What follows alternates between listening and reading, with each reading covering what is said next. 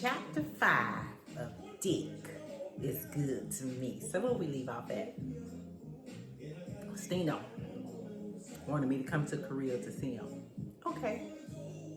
So I went ahead, got everything together with the business, and put all the office time out there. I'm going to Korea. Why I'm going to Korea? Because I'm going to see that dick. I'm going to see that dick. Because it had been a while. The girl had been through a drop. So I get to Korea. Well, let's back up on the plane. I'm on a plane. It's a long ride, whatever. And it just so happened I sat in the seat with this really big old person. Anyway, it made it very stressful. Very stressful. So by the time I got off the plane, I had a fever blister. That's how stressed I was. So anyway, so Sino comes to the airport and he picked me up. No lie. He see the fever blister on my lip and I'm a disease. He treated me like a disease. I'm like, all right. I see what's happening. Because all I cared about, anyway, nigga, I ain't gotta kiss you. I want to kiss you no way. I want the goddamn dick. So he hugged me, all this stuff, we talk or whatever. So we go back to the room because, you know, they're staying on base or whatever because it's an Army contract. And it had been a while. Stino dicked me down. He dicked me down so good. It just made me realize just how much I love dick. It did.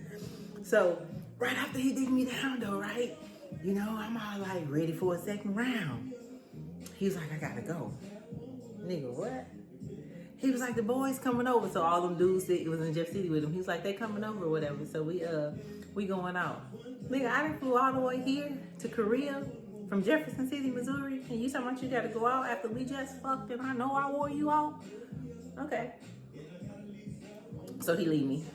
He go ahead, go out, come back or whatever. And I'm a little exhausted anyway because the long flight, the time change and all that. He come back.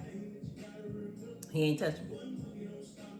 Nigga, what are you doing? Why ain't you touching me? What the fuck is going on? Because I didn't come all the way over here not to get fucked every single day, several times a day. I didn't come over here to do that. So tell me what's going on. He was like, I'm just tired. I'm gonna hit you up in the morning. I'm gonna get you up in the morning. Okay. Well, you know, I got a little fever blister on my lip or whatever, so I can't get no head. He used to love my head or whatever. And so we go to sleep. He wake me up. Boom. He wake me up and he dick me down. Anyway, so I was over there for 2 weeks with him, right? And long story short, because it's a long story, we ain't got that type of time. I found out, you know, because him and I, we was supposed to be tight. We was like supposed to be tight, you know, and I was really digging him and liking him. And he had good dick. So, I mean, that was a win-win situation. But you know what we say? Good dick is what? Toxic. It is toxic. So even though we was cool, he had a little toxicity to him. He had this thing, he was over there, and basically him and his boys was they was banging Korean chicks over there. Like, we're using condoms. You know, he told me this. You know, I'm like, they got him flew all the way over here. You sitting up here telling me that you over here banging Korean chicks? Like, over and over. But not just banging them. These hoes falling in love. You know, so one of them came to the hotel and look at here, what I'm not finna do is fight a bitch over some dick. That's just not what I'm doing.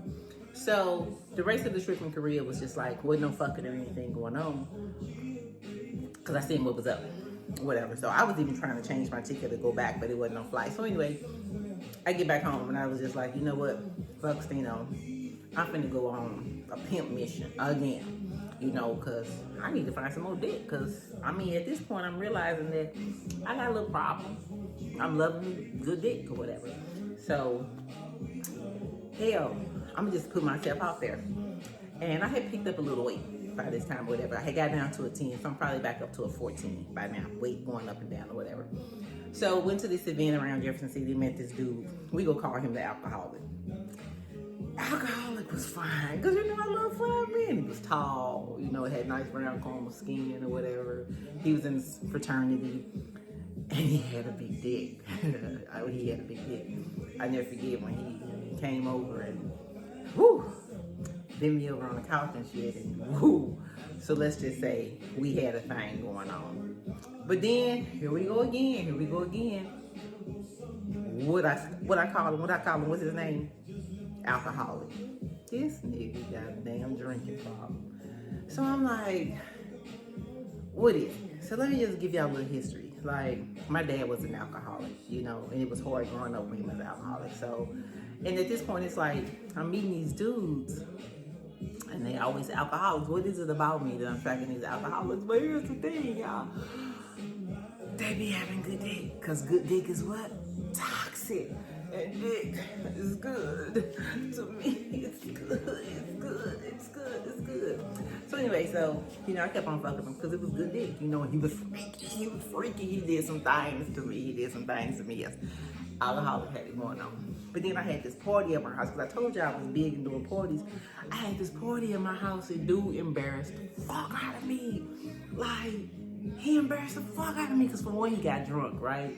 And I'm like, look, I got all my closest friends at my house for this big reveal I had, you know. And this dude, like, gets so drunk, he pulled out a goddamn stuff. At the time, I was taking care of my niece. She used to be at my house, and she had her own room, so he took one of her toys, right in front of everybody at the party, just like that, and started dry humping a fucking stuffed animal in front of all my guests. Whoa. And they looking at me like, nigga, you just made this big ass announcement about your company, and this who you with? This who you with? So once again, what do I do? But before I can make a decision about what I can do, I got a phone call. Another bitch didn't call me. Cause bitches be wanting that good dick, right? She basically let me know that she the woman and, you know, all this stuff or whatever. I'm just like, what the fuck? Here we go again. So she wasn't lying, you know, she was telling the truth, because I confronted old boy, and he was like, yeah. But here's the thing. One time me and him tried to fuck, right, and his dick didn't get hard. And at first I ain't think nothing of it, because, you know, people have their moments. And then it kept happening. And then he came up with this excuse about how he got hurt at work, he growing muscle or something, and it affected his ability to get hard. First and foremost, I ain't gonna say you a liar, but what the fuck that got to do with your dick?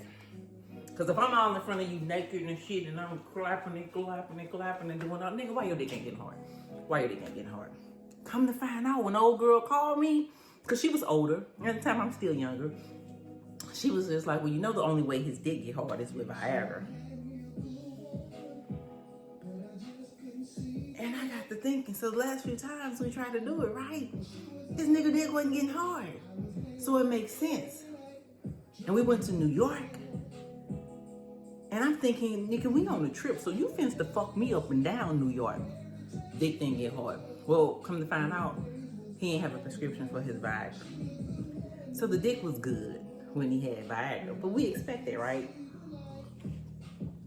Long story short, nigga, you gotta go. Because your only purpose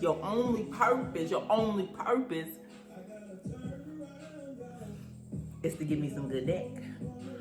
And right now you ain't fulfilling your purpose, so guess what? To the left, hey, you gotta go, because you ain't serving no purpose to me. So, boom, whatever. He has to go. So, I'ma just start doing me again.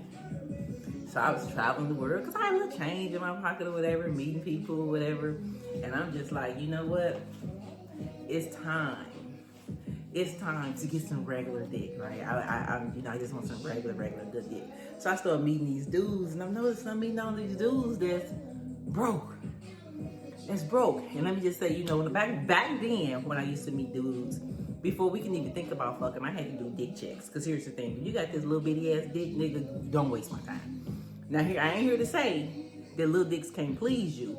I'm here to tell you, Monica don't want no goddamn little dick. I don't. You see all this thickness? What is a little dick finna do with all this thickness? Not a goddamn thing. So here it is. I was meeting little dick motherfuckers. And again, I say what? Dick is good to me. Little dick ain't good to me. So I wasn't fucking. So I was just kept on having parties at my house, drinking my wine, doing me as only I can do me. And then unexpectedly, I'm in Walmart. Got all these groceries, put them in the car, and this man come up, ma'am, you need help with your groceries? Also, it's a gentleman. We gonna talk about the gentleman in the next chapter.